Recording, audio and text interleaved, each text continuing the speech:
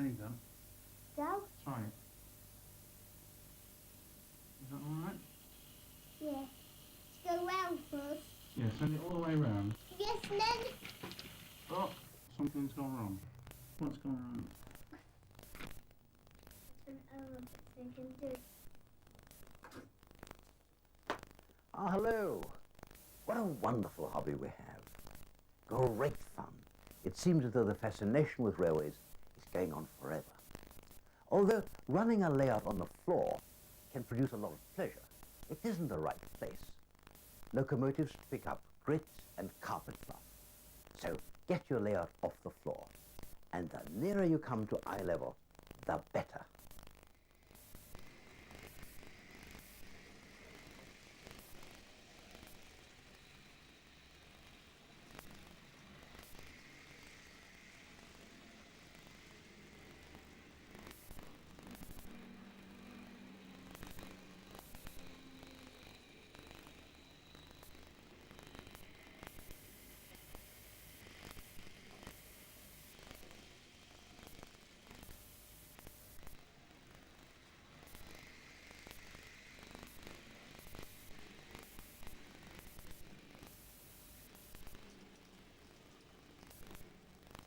Those who saw our previous program, A Line-Side Look at Model Railways, will remember that the layouts were produced by some very experienced modellers, an excellence which we can aim for.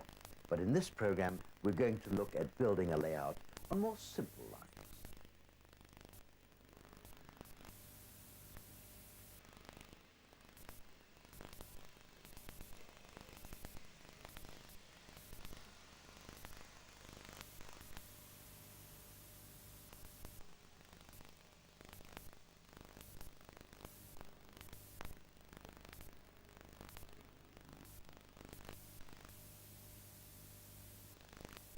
Before getting down to practicalities, let's look for a moment at where you might keep your layout once it's finished.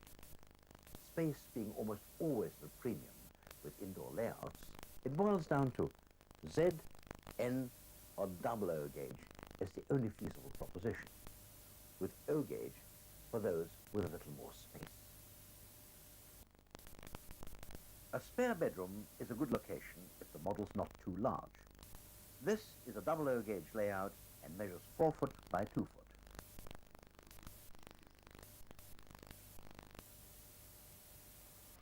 This is another double O gauge layout and features 2 scenes, a country scene and a town scene. It's built completely from off-the-shelf material, kits, locos and rolling stock, and is not too large for either a loft space or even in the conservatory or garage. Collapsible legs make it easy to store away.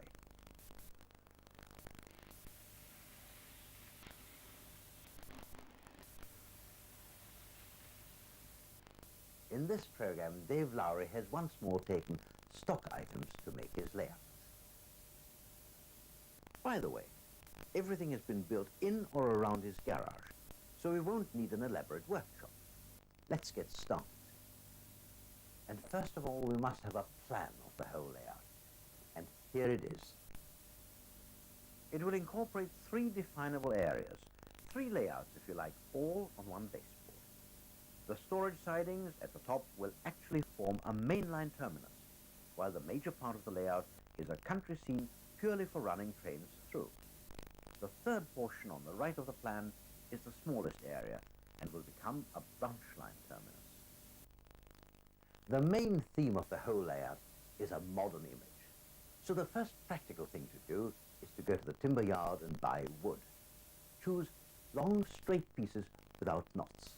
Incidentally, all the measurements in this program are going to be given in inches, but to convert them is very simple. 1 foot is about 30 centimeters. So for the baseboard framework, we're going to need pieces of 4 by 1 inch. These will be the cross members, and we should have 2 pieces 2 foot 4 inches long and 4 pieces 3 foot 6 inches long. And you can see how these will be positioned to support the 8 foot by 4 foot sheet of 1/2 inch chipboard. This will form the actual base of the track. Across these we'll put 3 2 by 1 inch spars. Two will be 8 feet long and the other 5 foot 8 inches. These will be let into the cross members later on. The whole baseboard framework will be supported on 2 sets of collapsible legs.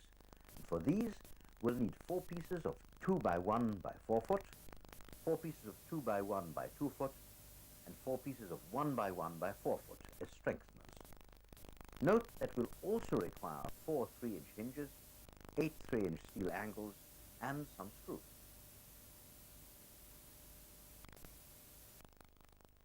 I said we won't need an elaborate workshop. Neither do we need an elaborate set of tools, but it's wise to have the right tool for the job. Say, a jigsaw, a drill, a 10-inch steel rule, pencil, set square, a craft knife, a screwdriver, a wood chisel, and a wooden mallet. And don't use the chisel as a screwdriver, and you'll need a suitable work surface too. So, to start, we'll mark up the slots in the cross members which will take the spars. Rather than a ruler, we'll use an off-cut piece of 2x1 to carefully mark up the cutouts 2 foot 3 inches from one end. Remember, planed wood is always slightly under its nominal size. 2 foot 3 inches from one end will be the position for the middle spar.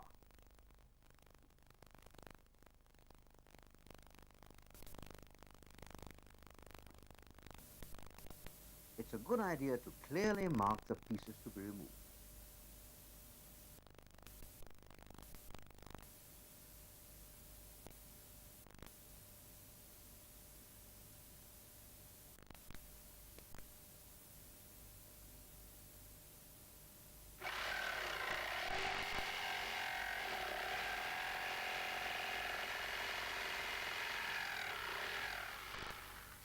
When you're cutting out the slots, allow for the thickness of the pencil by carefully cutting inside the marks. This will ensure a nice firm fit later on.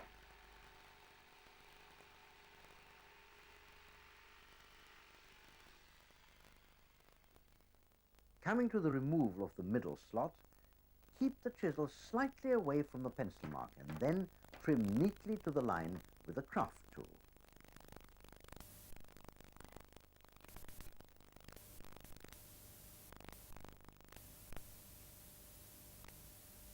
Now it's a good idea to have a dry run, and if everything's okay, you'll find that the spars fit neatly and flush with the cross members.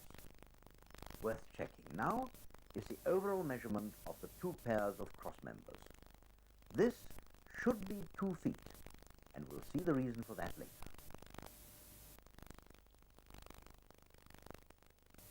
Turning now to the legs, make a measurement of 2 feet to establish the position of the lower crosspiece. Mark up, cut out.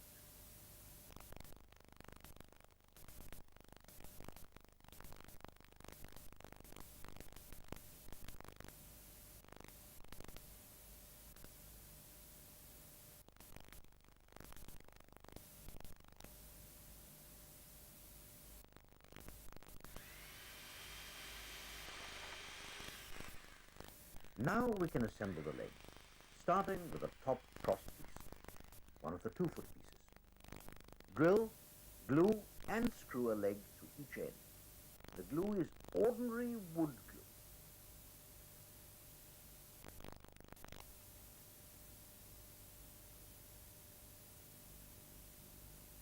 Keep things in line by occasionally checking with a set square.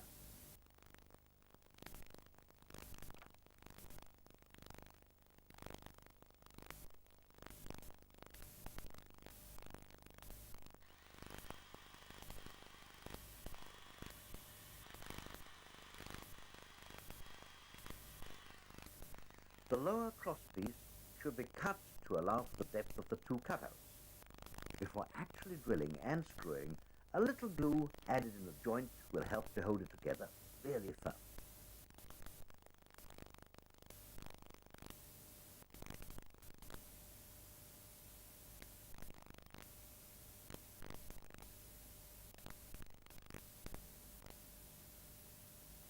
Now you can see clearly how the legs have been assembled. The addition of the 1 by 1 will give added strength to the legs and avoid the danger of flexing.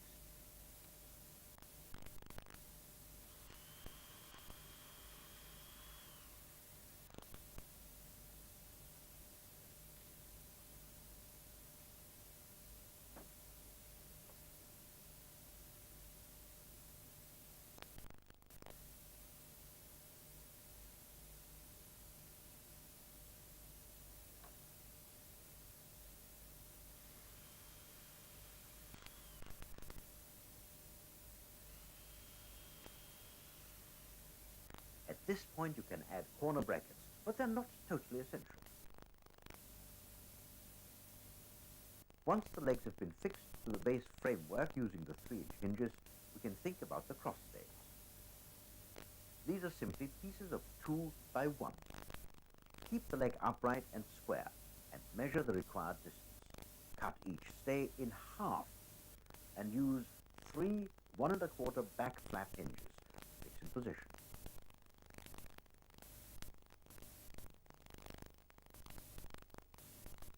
The locking device is made from a 2 by 1 inch offcut, secured to one half of the stay by screws, and to the other by a removable 5mm by 3-inch coach bolt and wing nut. In order for the legs to fold neatly on top of each other, one set has to be raised. Use 2 pieces of 4 by 1 by 3 inches for this purpose. You'll note now how nicely the legs fold together on the principle of the right-angle triangle.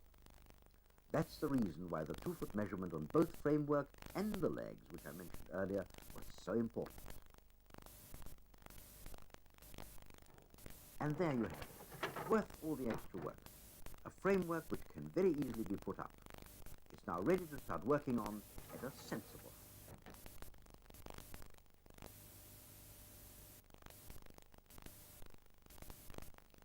By the way, it's also a nice height to view your layout from. Getting your eye right down to track level gives a much more realistic view, even if it means some younger members of the family will have to stand on the box.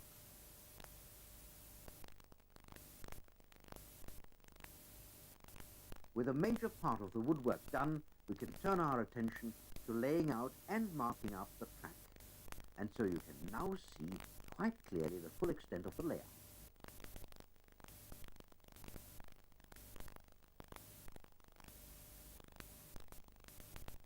An important decision here is the amount of space the terminus tracks will occupy. This will determine the position of the main back seam. About 14 inches will be adequate.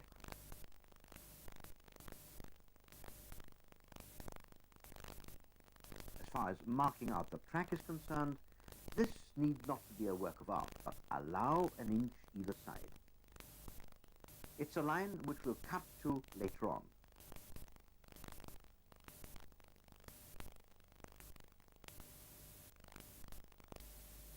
To fasten the back seam, we shall need some form of support, and pieces of 2 by 1 offcuts will come in very handy again. They are glued and screwed on the cross members of the frame, about 14 inches in. Remember, this is the width of the track base for the terminus.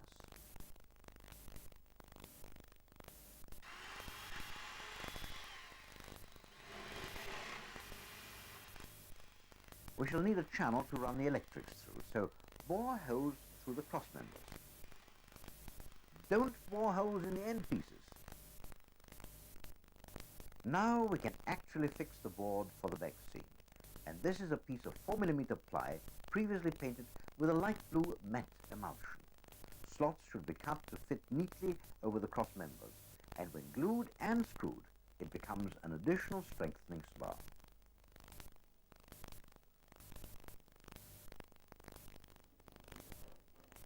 The 14-inch strip of chipboard for the base of the mainline terminus can also now be glued and screwed.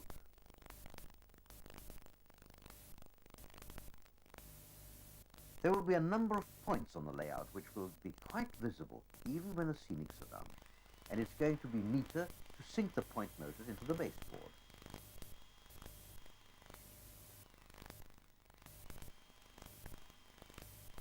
It's very easy to cut out the slots if you drill holes and then use a jigsaw to cut from hole to hole.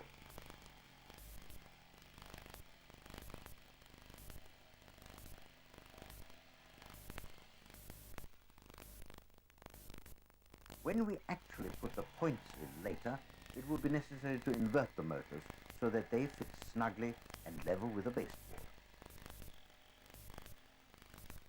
Suitable instructions for doing this are bound to be included when you buy them.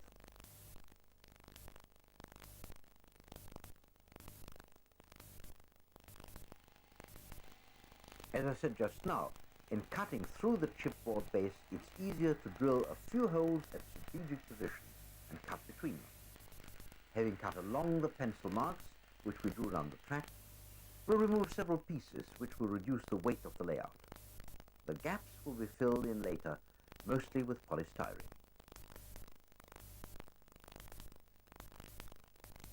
What we must do now is drop the level of the track where it intersects with the cross members, and to do this we'll mark up and cut out slots of varying depths.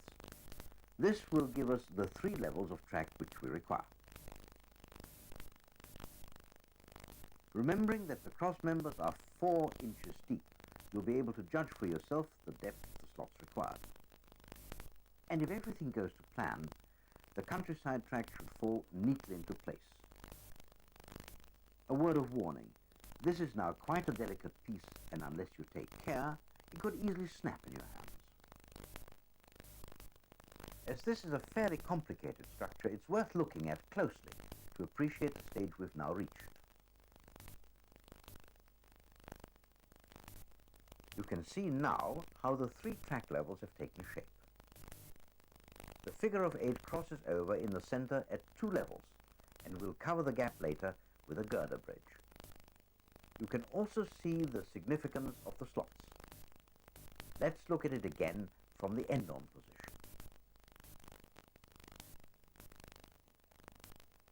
This might be a good time for a little relaxation from carpentry. So let's talk about scenics for a minute or two. We shall be making backdrops from sheets like this. They have a complete range of houses, archways, bridges, and country backdrops. And we should be using all of these in our model.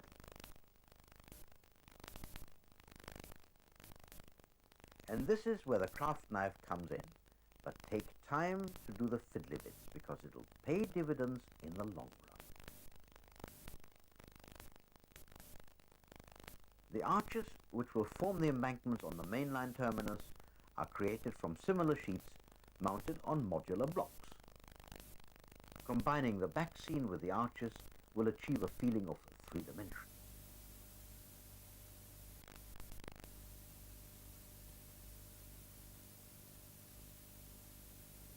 With some of the track down, we can now lay in the points properly.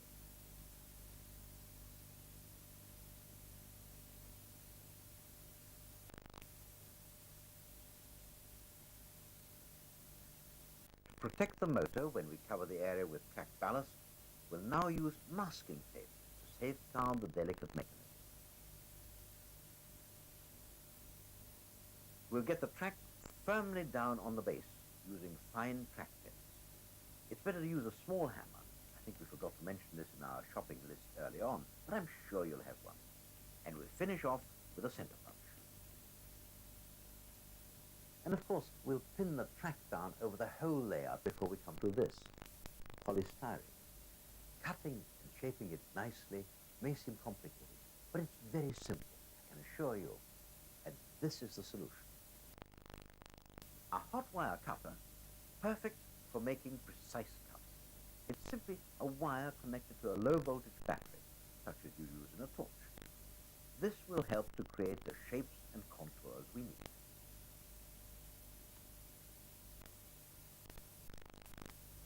And the first area we'll start on, because it's perhaps the easiest, is the mainline terminus.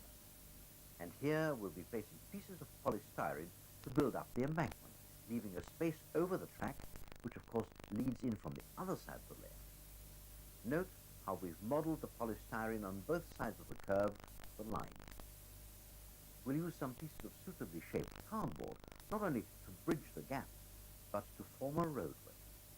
We shall then add bridge supports, some more arches and houses.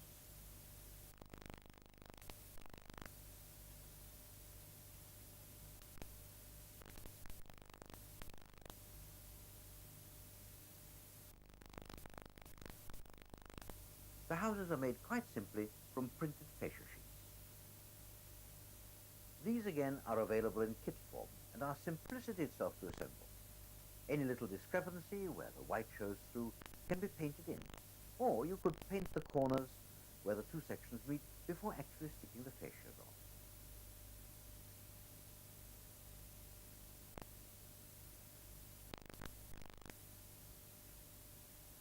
We're going to put two bridges on this side, once again constructed in modular form.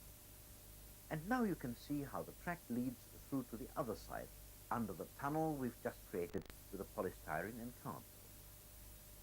Of course, all this will be glued down into position. Now we can pay some attention to the track itself. Because the track work we use comes already ballasted, all we need to do is put some more ballast in between the tracks. And we have to fix it down permanently. For this, we use a wood glue watered down 50-50. It's a good idea to add a few drops of washing up liquid, which will break down surface tension and help the mixture to penetrate right through the ballast, so that every little grain will be firmly fixed.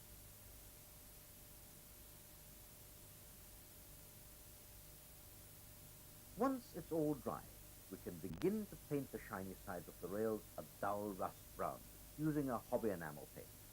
This will give us a more authentic look.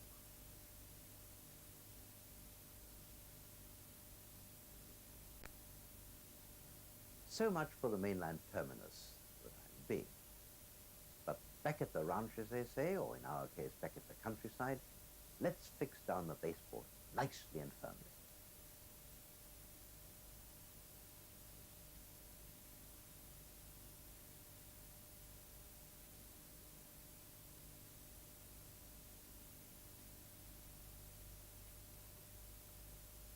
A few little blocks from 2x1 offcuts will support the sheet of 4mm ply, which will form the base to build up the village area.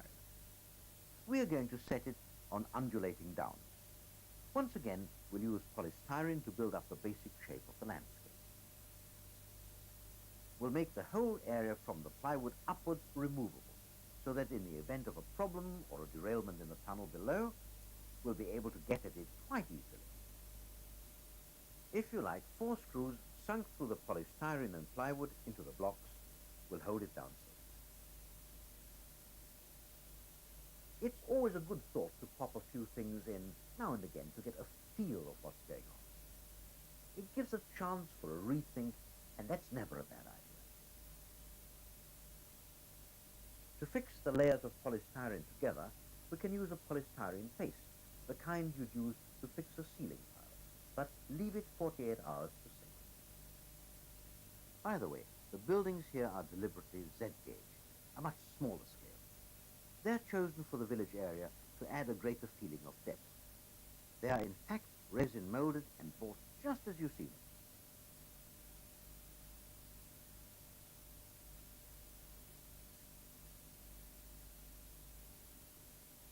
Now we need to start thinking about filling in a few of the gaps, and in some areas we can add a rock face.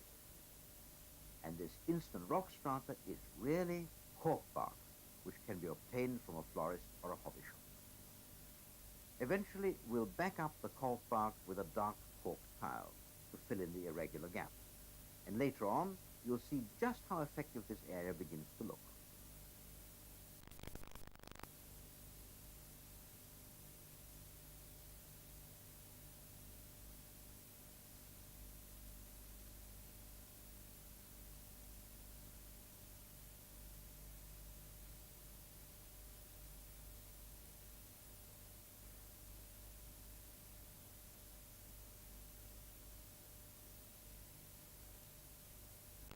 Now it's time to raise the kitchen for a carving knife, because what we're going to do is trim off some of the sharp corners of the polystyrene so that we can begin to create a gentle landscape.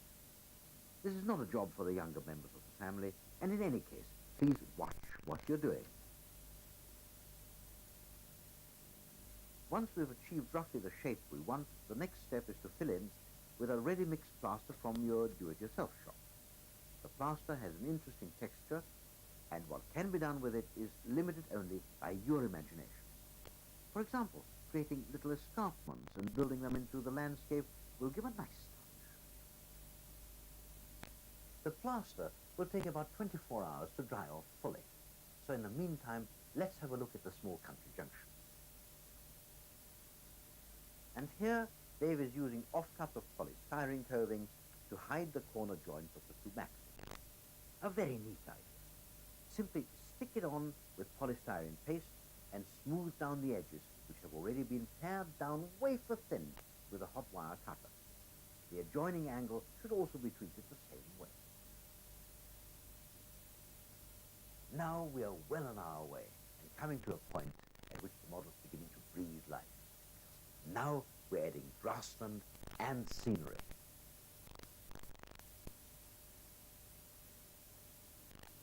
Having allowed some time for the plaster to dry, the first stage is to camouflage all the white surface with a coating of a light green matte emulsion. And then later on, when we put down scatter material to represent the grass, there is less likelihood of a patch of white glaring through.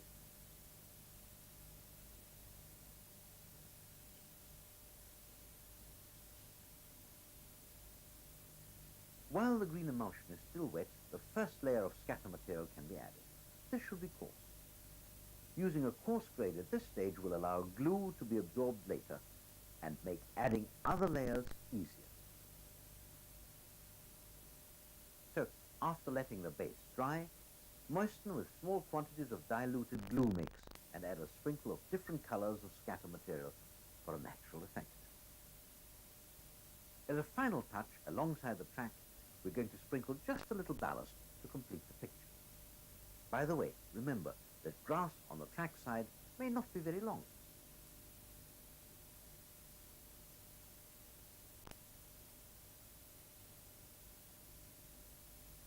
However, further into the countryside, the grass will become taller, and by spraying adhesive beforehand, we can puff on a nylon-based green flock. This will give depth to the grass here and there and provide highlights of interest.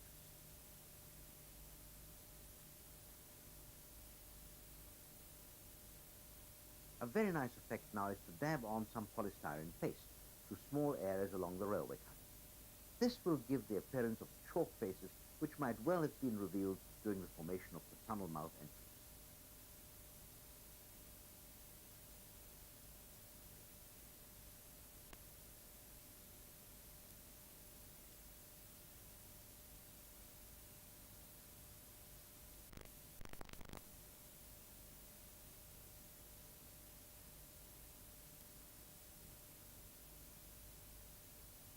It's always particularly nice to have water represented in the model, and we'll incorporate it in the shape of a natural pool.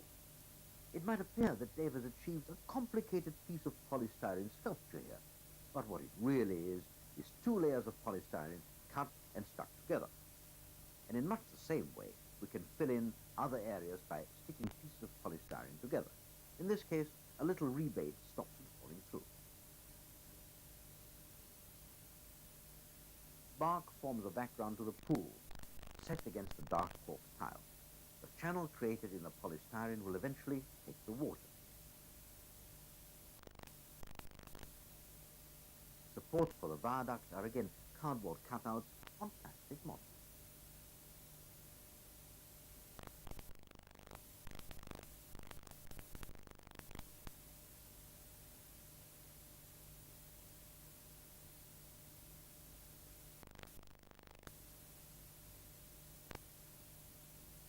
The girder bridge is simply a sides-only kit, available commercially and stuck to a piece of cardboard.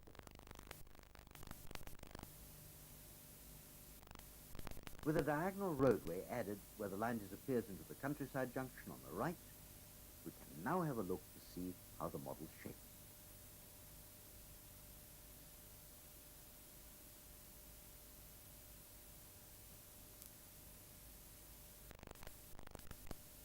Coming into view now, bottom left, are the 3 transformers which we'll use to run the train.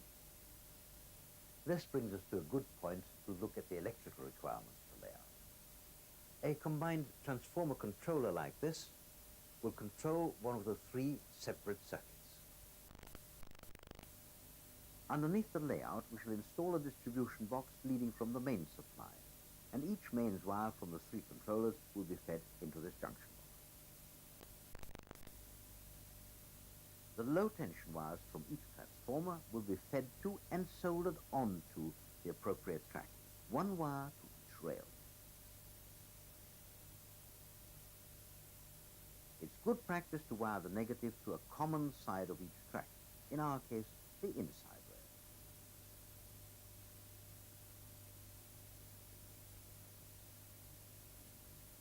rail. Also feeding from the junction box, we'll have an auxiliary power supply. This will provide current to the point work. 1 wire from the auxiliary transformer, you can see it coming in from bottom left, will connect to a common bus bar, a piece of self-adhesive copper tape. From this bus bar, a wire will lead to one side of the solenoid of each point. The second wire will lead directly to an operating probe.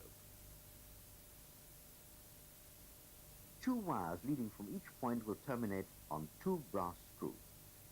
And simply by touching either of the screws with the probe, will set the point in whichever direction required.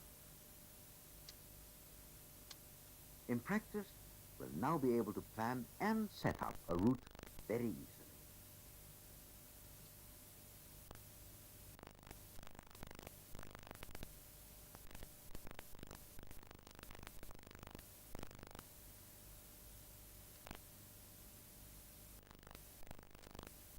Electrics are not really a mystery, and in our case, they're mainly common sense. But there's one important point to remember, that's isolation. Each of the 3 tracks must be isolated one from each other. Otherwise, the whole layout would be joined up electrically, and one controller could operate all the 3 circuits. We can quite simply isolate the 3 tracks by replacing the metal rail joiners, that's the fish plates, with plastic ones, wherever a point joins 2 circuits together. Seriously, electrics are not all that bad, but as I always say with things like this, take a little care. Now, back to some scenery.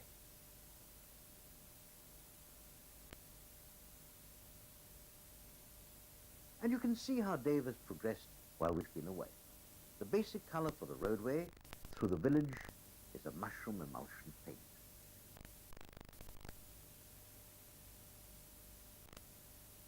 More rock strata around the hillock, or rather should I say, more wood cork. Once again, still while the emulsion paint is wet, sprinkle on brown and ginger-colored scatter material.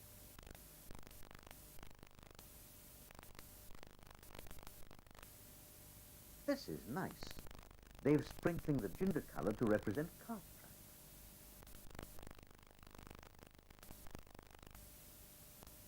Then a little green scatter dust to create the remainder of the grass that's not been chewed away by traffic. Very nice. On goes the ruined abbey, and we can now see how Dave has changed his mind on the arrangement of the cottages in the village. Remembering that the viewing position here is from the right of the picture, it's better to have roads leading off into the distance.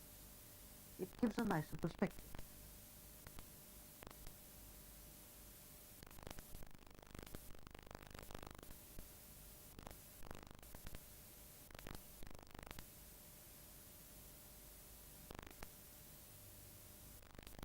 The monument can now be fixed down permanently with neat wood glue, and then with the help of the 50-50 glue mix, we can place the heather around the monument.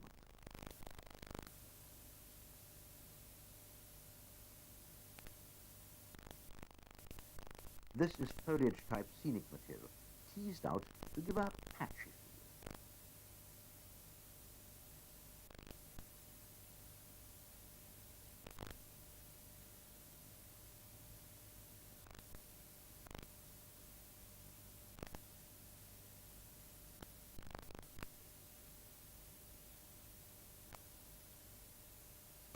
On the rock strata in the cutting, we can cover the join with lichen.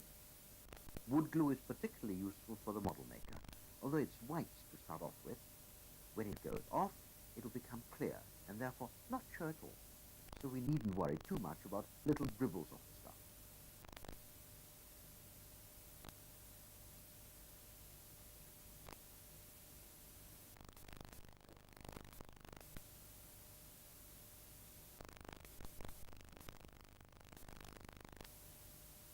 This is now really coming to life. Your observation of nature comes in handy here. After all, vegetation grows about anywhere.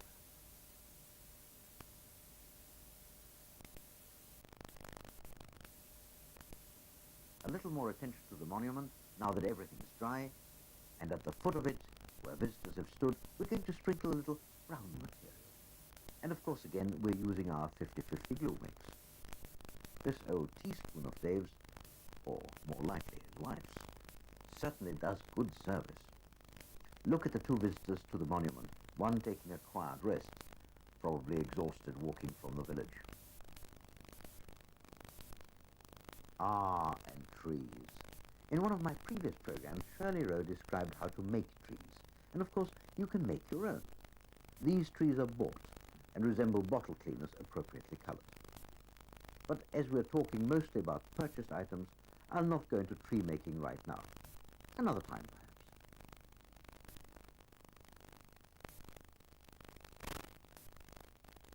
The boundary walls are length of Scotch-Brite material.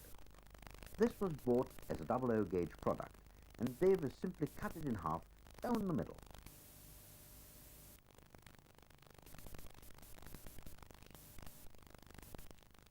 A very effective walling and very easy to lay down on the undulating terrain. A pin or two will retain it in place until the wood glue dries off. The little halt is positioned temporarily so that the hedgerows behind it can be located and glued down firmly. Later on, the halt can be taken out and station fences and station furniture fitted onto it. Finally, it can be peopled by the odd waiting passenger or two.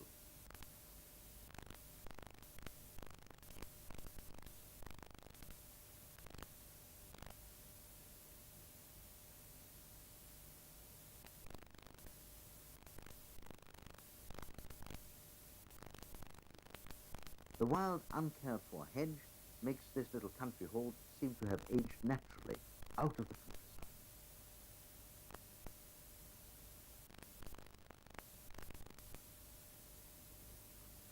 To represent water, David uses one of the commercial resins. When that sets, it'll still have a wet look about it, and the setting time depends on how much hardener is used. Too much will make the resin bubble. Too little, and it's sticky. So it's well worthwhile experimenting before using it in earnest.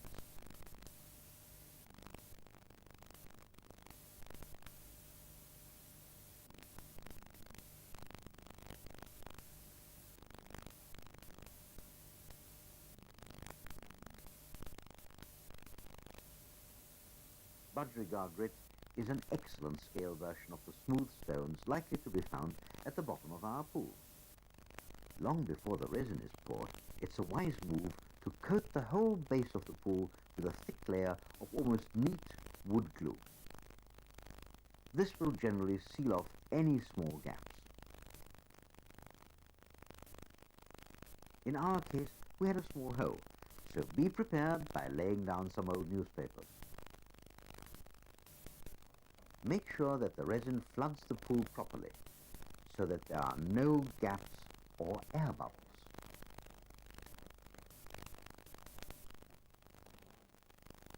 So far, so good, as far as our countryside is concerned. Now our terminus will need a little attention, I think. The mainline terminus platforms can now be added, and a nice finishing touch here would be an oval glass canopy. Unfortunately, ours didn't arrive in time for the program. Things like this old-fashioned coaling stage, a water tower, and a signal box are all built from kits. They should be suitably weathered with flat enamels, made to run by adding neat turfs. With a spot of artistry, it can look very realistic. And with realism very much in mind, let's switch on, sit back, and enjoy.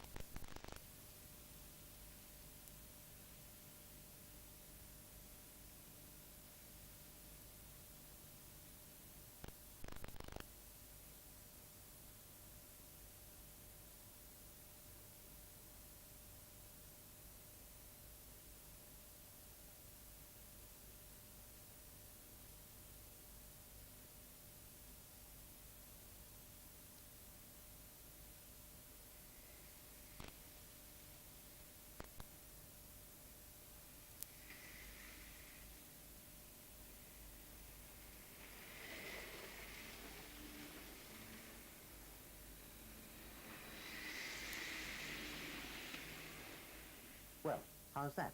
A mere winter away from the railway on the floor, but 2 generations in the life of a model maker. A relatively small effort needed to produce a layout which will give joy to you, your family, and friends.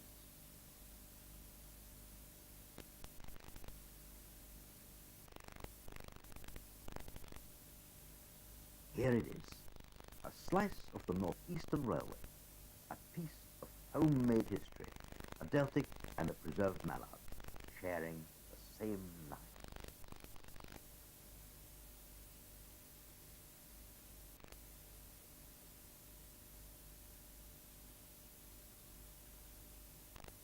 Mind you, all this is just the beginning, and if you like me, you'll want to build more and more. Goodbye for now, until next time.